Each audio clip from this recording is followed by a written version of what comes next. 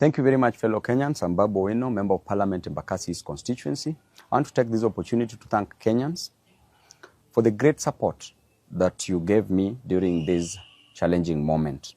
I was arrested on Tuesday, the 18th day of July, 2023 at Jomo Kenyatta International Airport around 9 p.m., handcuffed, blindfolded, and thrown in a boot of a Subaru car, driven in the middle of nowhere, put in a solitary confinement. For 3 days, I went without food. No, I wasn't given food. No access to my family, no access to my lawyers, to my legal representation. I did not take bath. I did not take water. And that was a very inhuman treatment accorded to me. If a member of parliament can be treated in a very harsh way, what is happening to normal Kenyans? I want to take this opportunity to condemn such acts. The only mistake I made was to fight for Kenyans. And as a leader, an elected member of parliament, I'm a voice of the voiceless. I'm a messenger. You can kill the messenger, but you will never kill the message. You can harass the messenger, but you will never destroy the message that is delivered. And if fighting for Kenyans is what will cost me my life, so be it. I'm an elected member of parliament whose role is to fight for Kenyans, is to fight for the downtrodden, is to fight for the people who are languishing in abject poverty, is to ensure that I deliver the best to them. And that is what I've been doing. Since I was a student leader, I was fighting for the interest of Kenyans, and I will continue fighting for the interest of Kenyans. I will never be gagged. And in fact, what you're doing to me and what you're doing to other leaders will just catalyze this reaction. We will do it even better. We will ensure that we will never be intimidated, we will never be cowed. As you can see, there are very harsh conditions in this life. Life is unbearable. The cost of living must come down. The price of fuel must come down. The price of hunger must come down.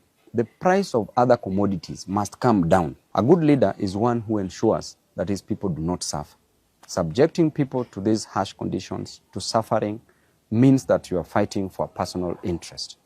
This government rode on the back of the hustlers, the same hustlers of whom they are destroying on a daily basis. They are killing them, unleashing policemen to kill them, to maim them, to cause injuries on them, and that is not fair at all. On a daily basis, you blame Raila to be the cause of the deaths of the people. Raila did not give instructions to the police to use brute force, to use the extrajudicial means to gag people from fighting for their inherent and inalienable interest, not only spiritedly but also religiously. Never blame Raila on this, because Raila is not in government. Raila did not take the price of hunger to the ceiling. Raila has not raised the cost of living. You as President Ruto, you as Rigathi Gachagua, what you are doing to the people is to deny them their fundamental human rights. In addition to that, you are killing them. You are destroying them. These hustlers, what will you tell them in 2027? How will you explain to them that you are the same person who used to fight for their interest, that you are the same person who condemned the extrajudicial killings? How will you explain to these hustlers? And I can tell you, even in the Bible itself, a story is told in the book of 1 Kings from chapter 12. When King Solomon had passed on, because King Solomon passed on after increasing taxes, there was heavy burden on the people. And after he passed on, his son, Rehoboam, took over. People went to Rehoboam as the new king and requested that the burden be lifted from their shoulders, that the cost of living to go down. And I invite you as Ruto to read this book, because it will teach you a lot. When people talked to Rehoboam to reduce the cost of living, he told them that he would go and consult the people who had worked with his father, the elders. When he went to the elders told him to listen to the voice of the voiceless, to listen to his people and reduce the cost of living. His father went to the young men whom he grew up with his age mates, who advised him that he should be harsh on the people.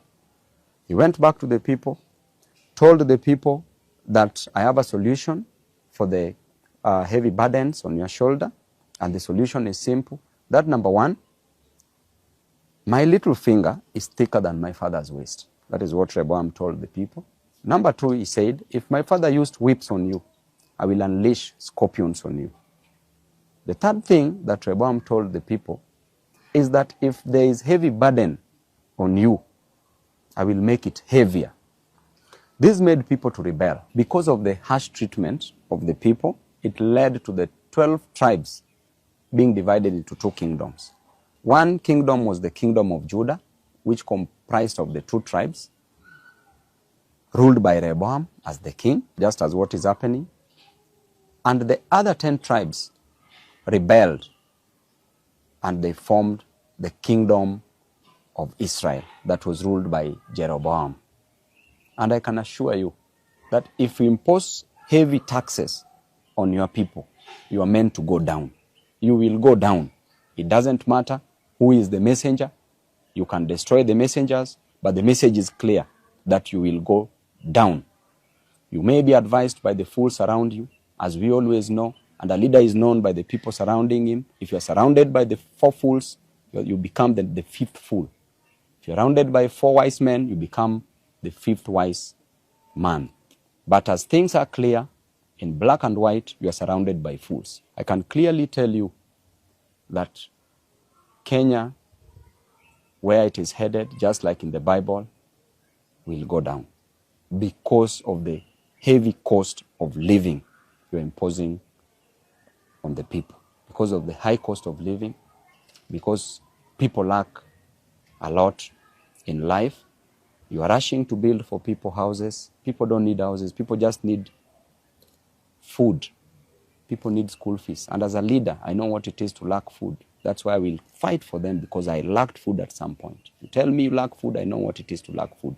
If you tell me that you lack school fees, I know what it is to lack school fees. You are rushing to build for people houses, which is not a main challenge, but people's main challenge is the food. Just let the cost of living come down. If it doesn't come down, it must be forced to come down. Lastly, I would like to advise Rachel Ruto and Bishop Dorcas Gachagua that you don't need to pray for Kenya. You don't need to pray for people. Pray for your husbands. The problem is in your house. The problem is not outside the door. You are living with the problem. Don't cast the demons. Look near you. You will see them. We will continue fighting, and to Kenyans, we will always fight for you. Members of the press, we thank you very much for being on the side of the people. Tibim.